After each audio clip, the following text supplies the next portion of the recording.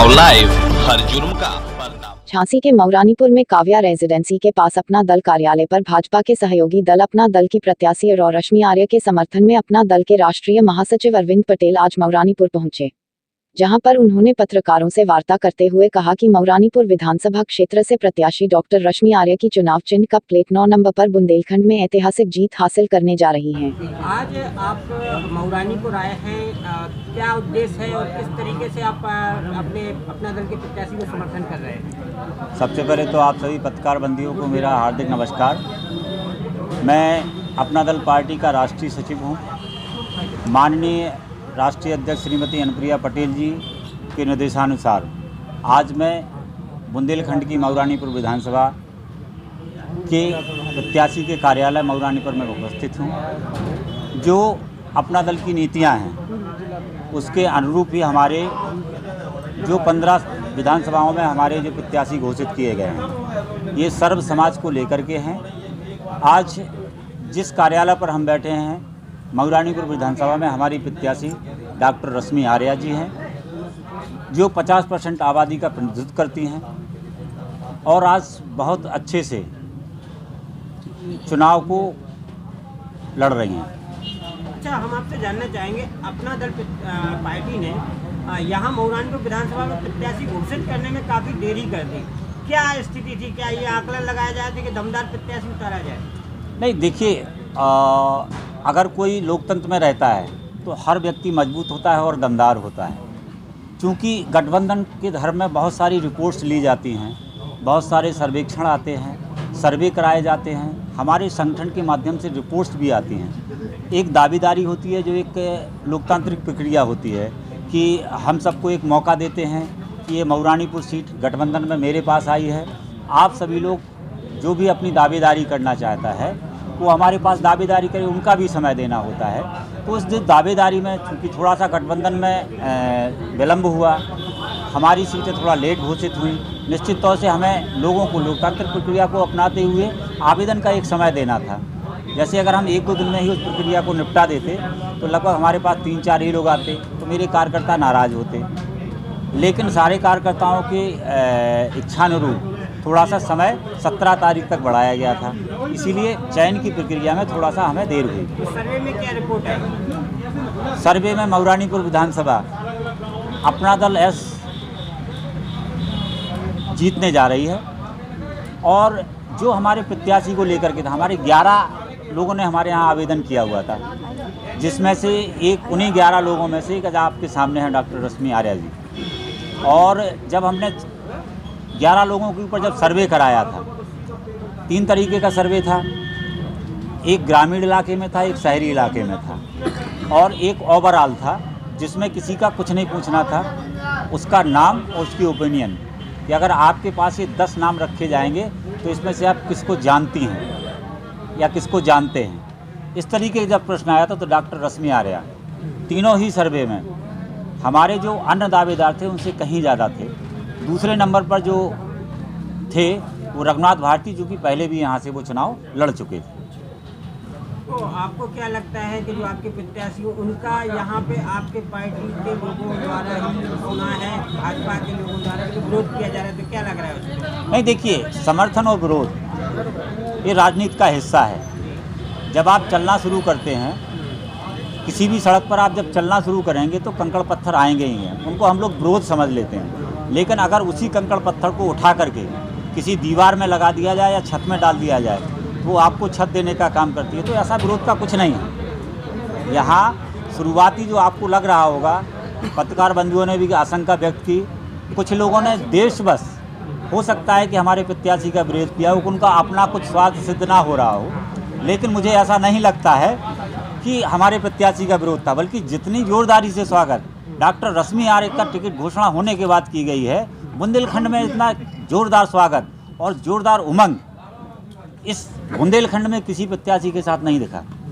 अच्छा, बुंदेलखंड में सबसे योग्य और अच्छा प्रत्याशी आप रश्मि आर्य को मान रहे हैं, उनकी स्थिति को भी आप बहुत अच्छा मान रहे हैं, उनके जीतने का दावा भी कर रहे हैं। क्या जीतने के बाद गठबंधन सरकार में मंत्री पद से सुशोभित होंगी रश्मि आर्य? देखिए, हमारे पास योग्यता के आधार पे आपके ही अनुसार रश्मि आर सबसे ज़्यादा योग्य नहीं। है। बुंदेलखंड में सबसे ज़्यादा अच्छा कैंडिडेट आपने ही बताया। तो क्या गठबंधन सरकार में रश्मि आर्य मंत्री पद सुशोभित होगी? देखिए, जहाँ तक पहली प्रक्रिया ये है कि हम चुनाव में अपने प्रत्याशी को जिता के वहाँ तक ले जाएं। उसके बाद जो भी मंत्रिपरिषद का या किसी जैसे कि विधान परिषद उसका जो भी निर्णय होता है वो पार्टी की मीटिंग में तो निर्धारित होता है कि हमारे इतने विधायक आए हैं। उन सभी विधायकों से चर्चा की जाती है। पार्टी की राष्ट्रीय कोर कमेटी बैठती है, वो ये निर्धारित करती है कि हमें किस व्यक्ति को मंत्रिमंडल में पहुंचाना है, जिससे ज़्यादा हम अपना दल का विस्तार कर सकें और अपना दल की नीतियों को जन जन तक पहुंचा सकें। निश्चित तौर से योग्य प्रत्याशी के लिए अगर रश्मि आर्य योग्य, जैसा कि मैं कह रहा हूं कि उनके आगे डॉक्टर लिखा हुआ है और वो डॉक्टर मेडिकल वाली नहीं है, वो उस क्षेत्र की डॉक्टर हैं जिसको सामाजिक पृष्ठभूमि कहा जाता है। कोई समाजशास्त्र से डॉक्टर होता है, कोई अर्थशास्त्र से डॉक्टर होता है, कोई समाजशास्त्र से डॉक्टर होता है। तो जब इन क्षेत्रों से जो डॉक्टर होता है तो निश्चित रूप से उस क्षेत्र में जिन्होंने उन्होंने विशेषज्ञता हासिल की है उसका फ़ायदा, अगर वो नेता बन जाती हैं, अगर मंत्री बनती है तो स्वाभाविक है उसका फ़ायदा उनकी शिक्षा का, उनकी पढ़ाई का सारा फ़ायदा वहाँ की जनता को मिलेगा। तो निश्चित तौर पर हमारे पास जैसे डॉक्टर लाइन के ही आज अगर डॉक्टर रश्मि हमारी लड़ रही हैं, आर्या जी लड़ रहे हैं, डॉक्टर सुरभि भी हमारी पार्टी से चुनाव लड़ रहे हैं और वो मेडिकल क्षेत्र से डॉक्टर हैं। तो नो डाउट हमारे यहाँ योग्यता के साथ हम न्याय करने का पूरा प्रयास करते हैं। महिला होने का उनको बोनस पॉइंट मिलेगा क्या मंत्री पद में?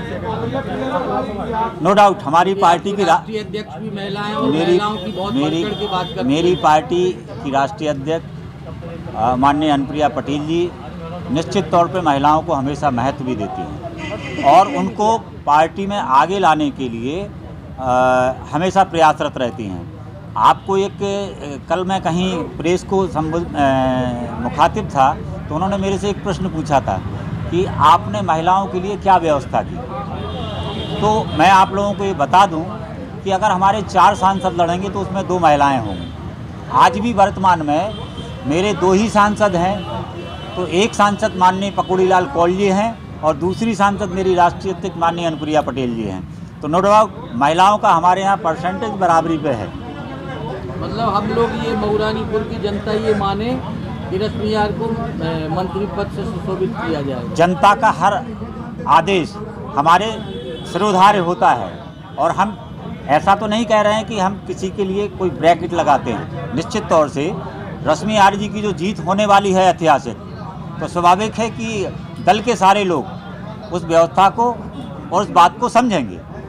आपकी पार्टी के अहमद जी, मंसूर अहमद जी हैं, ऐसी क्या वजह रही कि वो दूरियां बना रहे हैं, नज़र नहीं आ रहे हैं? नहीं, अहमद मंसूरी खान साहब वर्तमान में प्रदेश अल्पसंख्यक मंच के प्रदेश अध्यक्ष हैं और उनको अभी इसके 12 तारीख के पहले जो हमारे प्रथम और द्वितीय चरण का जो चुनाव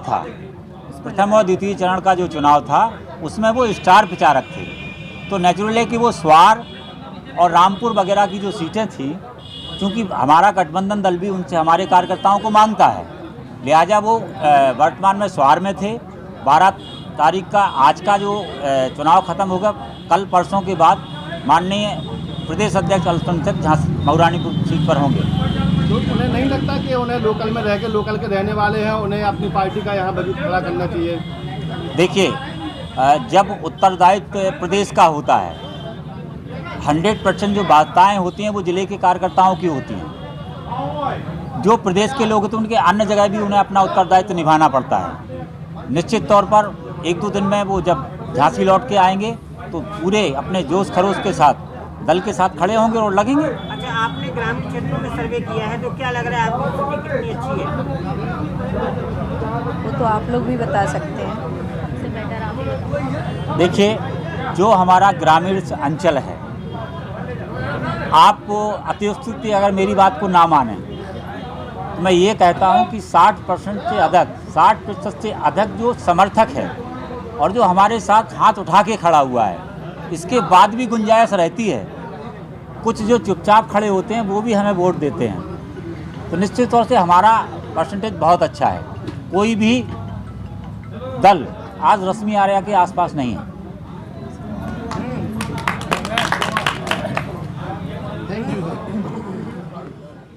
भैया भाई साहब